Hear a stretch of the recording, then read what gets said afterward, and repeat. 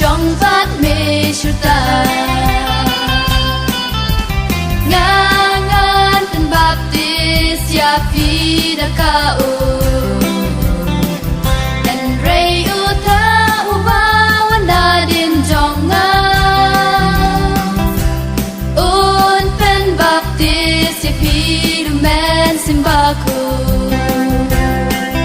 en rei u ta u ba wana din jong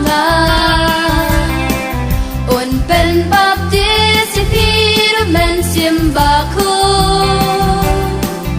un pen baptis ya phi du men simbaku lemda ka pa di pri na ka umma nu men se la ban yo iya ka hi ma jo kibne lemda ka pa di pri